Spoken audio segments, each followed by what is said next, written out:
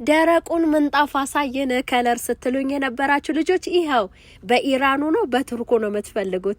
2 በ3 አለኝ፣ 3 በ4 አለኝ፣ ሜትር ከ50 በ2 ሜትር አለኝ። ቆንጆ ቆንጆ በደረጃ በዋጋችሁ ልክ ይዘንላችሁ መተናል።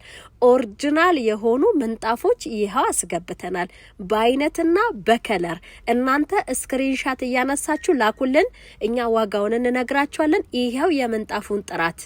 ሌላው ደግሞ ምንድነው አንዲት እህታችን ቮይሷን አስገባላችኋለሁ።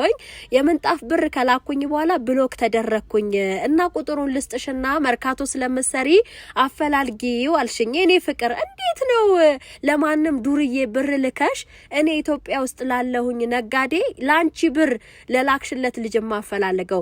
እንዴት ነው አንድ ምንጣፍ 40 ሺህ ብር እየተሸጠ እሱ ቲክቶክ ላይ በተመጣጣኝ ዋጋ 20 ሺህ ብር እያለ ፖስት ሲያደርግ እንዴት ነው አምናችሁ ብር የምትልኩት? የማታውቁትን እነዚህ ይኸውላችሁ፣ መርካቶ በጣም ብዙ ዱርዬ አለ፣ ደላላ አለ፣ ወያላ አለ። በመርካቶ ስታልፉ ጎትተው የሚያስገቧችሁ አሉ። የሆነ ሱቅ ዝም ብለው ጠጋ ይሉና ቪዲዮ ይቀርጻሉ። ከዛ ፖስት ያረጉታል ቲክቶክ ላይ 40 ሺህ ብር የሚሸጥ ምንጣፍ 20 ሺህ ብሎ ፖስት ያረጋዋል። 30 ሺህ ብር ብሎ ፖስት ያረጋዋል። 1 2 3 ሰዎች ብር እንዳስገቡለት ሲም ካርዱን ይቀይራል። ቲክቶኩን ደልቶ ሌላ ደግሞ ቲክቶክ ዳውንሎድ ያረጋል፣ ሌላ ሲም ያወጣል። ይሄ ነው እየተደረገ ያለው። ከታ አባቱ አምጥቶ ነው እሱ በ20 ሺህ ብርና በ30 ሺህ ብር የሚሸጠው ምንጣፍ? ከየት የትኛው ፋብሪካ ነው?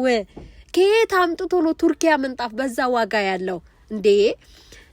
እና እባካችሁን እኔ ሌላው ደግሞ እንደዚህ ገንዘብ ስትበሉ የተለያየ ነገር ሲደርስባችሁ በጣም ቁጣት ትላኩልኝ። እኔ አልጠይቀላችሁም። በቃ እኔ ከማንም ጋር መጋፈጥበት ድሮ በሞኝነቴ ጊዜ ተጋፈጥኩኝ፣ ተሰደብኩኝ፣ ከሰዎች ወጣው፣ ከጓደኞቼ እራኩኝ። እንኳንም ራኩኝ፣ መራቄን አልጠላሁትም። ግን በቃኝ። እኔ አሁን አልጋፈጥም። ገብቷቸዋል። ለማንም ሰው አልጠይቅላችሁም። ሚዲያ ወጥቼ አዋርጅልን ስሙን እንደዚህ አላደርገውም። በቃ እኔ ሰርቶ አደር ነኝ፣ ለፍቶ አደር ነኝ። እኔ ልስራበት እንዴ? ምን ብዬ ነው የሚይዝልሽ? አንቺ በቲክቶክ አይተሽው በውስጥ መስመር አካውንት ልኮልሽ ብር ላስገባሽለት ልጅ እኔ ምን ብዬ ነው ማስይዝልሽ እንዴ? የማይሆን ነገር ነው። እኔ ነጋዴ ነኝ። እኔ መርካቶ ነው የምውለው። እኔ ሱቆች አሉኝና በቃ እኔ ለራሴ ሰግቼ በምኖርበት ጊዜ ላይ ነው ያለሁት። ስለዚህ እኔ ማንንም አልጠይቅም። እናንተም በቲክቶክ ላገኛችሁት ወያላ ዱርዬ ሁላ ብር እየላካችሁ ያልሆነ ዋጋ እንዴት ነው ርካሽ የሆነ ሱቆች የተለያዩ 3 ሱቆች 40 ሺህ ስትባሉ አንዱ ይመጣና በቲክቶክ 20 ሺህ ሲል የምርሽ ነው? 20 ሺህ ለኛ 35 ሺህ ብር እስኪ ያስረክበን። ይሄ ብር የሚገባልን ልጅ ለኛ ያስረክበን። በ35 ሺህ ብር እኛ እንረከበው። ግድ የለም። የማይሆን ነገር እኮ ነው።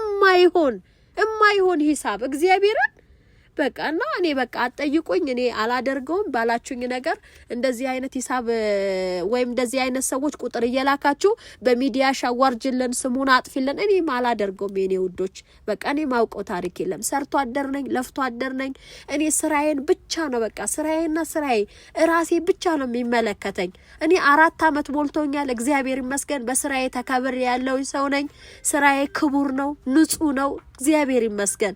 ስለዚህ እኔ በላቤ መኖር ሰው ነኝ። ከሰው ጋር አልነካካም። እንደ ድሮ ሞኝ አይደለውም። እከሌ ብዬ አልወቅስም።